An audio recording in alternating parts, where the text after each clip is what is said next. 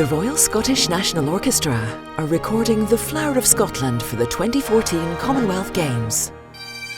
When Scotland wins gold, it's this song that will represent us.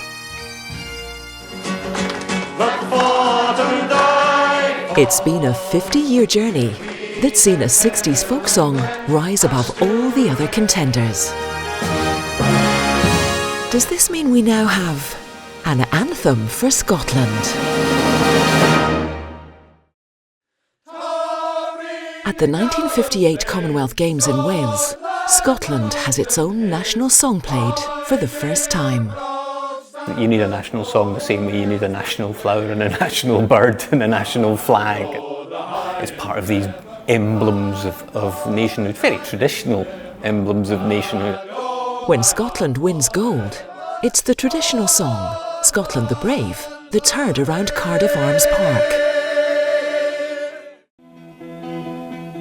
It would be 9 years until this traditional favourite would face its first real challenge. It would come from the pen of Roy Williamson, one half of the folk duo, the Corries.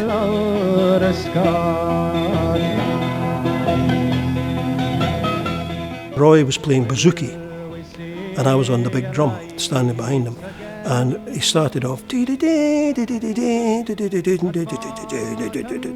"Oh, Flower of Scotland." It was way too long, and what we were trying to do was antiquate a new song. It's a modern song commenting on tradition. It's a bit of, I don't know, meta folk rather than actual folk. When we did it on stage, then became the two guitars. The audience took it immediately. The more we did it, the more they seemed to like it. In fact, sometimes we couldn't get off stage until we'd done it twice or three times. 1974 would see this instant classic really break through when Flower of Scotland was released as a single. It became the rugby anthem. It works in a terracing sense, and that's why it's successful, is because it works on the terracing. In past Lions tours, there has always been a lot of singing. On the bus, on the way to matches, Willie John McBride, he used to sing the Green Hills of Anthem. Now, one of the other players on the tour, chap Gareth Edwards from Wales, he was also a very good singer, and so was Franny Cotton from England. So the Scots were the odd ones out, and Willie John said, "Come on, you Scottish lads, you must have some song." And Billy Steele from Langham said, "Oh, I know a song that you might quite like to hear." The following day, on the way to training, we all sang Flower of Scotland. Bennett to McBride to Mervyn Davies.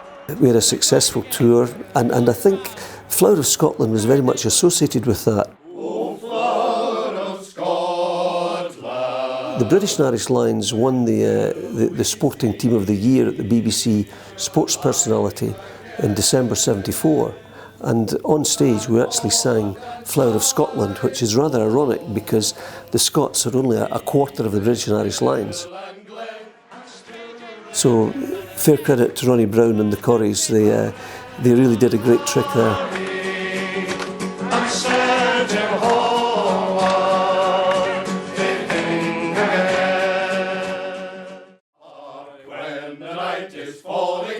It's 1982, and Jock Stein's World Cup team are looking for a stirring song that will lead them on to victory. They chose Scotland the Brave. It can't be blamed on the song, but they crash in the first round. By 1990, Flower of Scotland's writer, Roy Williamson, is seriously ill. Oh, Flower of Scotland. His song is about to play a crucial role in Scotland's sporting history. I got a call from Murrayfield SRU headquarters and asked me to go in because they were thinking about using Flower of Scotland. I said, "Well, you don't have to ask."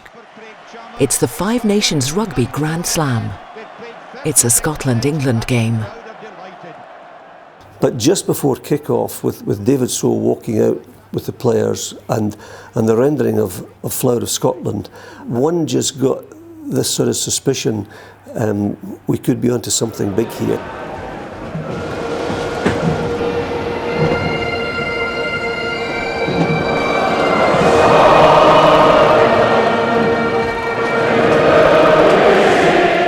We chose the first verse, and I'm saying I chose it because Roy was ill up in Forres. And I phoned Roy and told him, he was over the moon, I gave him a wee lift. When they sang Flower of Scotland, I just thought, there's no way England's going to win this match. And it's not necessarily a statement of nationalism. It was a statement of the fact, we're playing the English, we want a song of our own.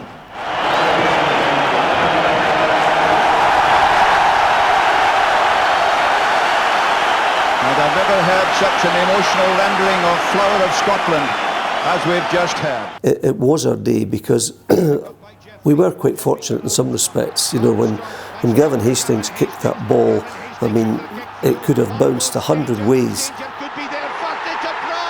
And Tony Stanger would never have caught it. But the 101th bounce, it came our way. The referee's whistle goes for the end of the game. And Scotland have won a famous victory. But I think a lot of it was down to the atmosphere beforehand, because I mean I've never experienced anything like it since at Murrayfield. It was just tremendous. Roy lives to see the folk song he wrote 25 years earlier lead Scottish rugby to the top. It just so happens that the way fate has gone along, I've become better known for singing it. But it's not my song, it's Roy's.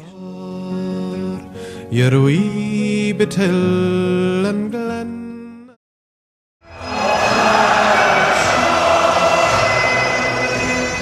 After rugby's success in 1990, Flower of Scotland's journey to anthem status was accelerating. The Scottish Football Association dropped Scotland the Brave and finally recognised the power of Roy's song.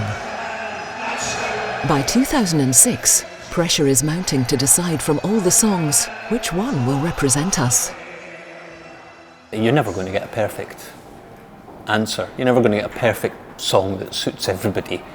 Most people have reservations about Flower of Scotland. But then most people have reservations about God Save the Queen. The hills are bare now. I think Williamson acknowledged himself that it wasn't his best song, but it's a relatively simple melody and one that people can get the hang of pretty quickly. Now I know if it's played too slowly, it can be a dirge. But if you're all flat over a skull, you get in there, fantastic. As the politicians are staying clear of the debate, the Royal Scottish National Orchestra organises a poll. Flower of Scotland is a clear favourite, netting 41%. Finally, this 60s folk song's transformation to anthem is almost complete. January 2014.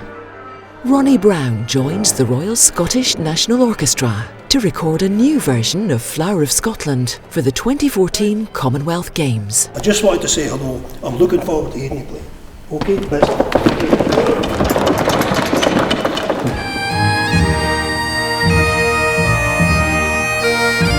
And I don't know who's instigated all this, but it looks to me a wee bit like final recognition. The Scottish National Orchestra, back in one of the Corries songs. Whether you like it or not, it's been created as an anthem by the people as opposed to imposed from above. In a Scottish sense, it's definitely the best of all the potential unofficial national anthems that we have. It has become just a universal song. There's people singing it all over the world at Scottish gatherings who've never heard of the Corries, but the song is theirs, and they sing the words, and my Christ, did they feel them? You know, you can sense it. I think Flower of Scotland is up there with some of the very best national anthems in the world. The song has now got the official seal of approval. I think that's kind of it. There is never going to be another anthem for Scotland.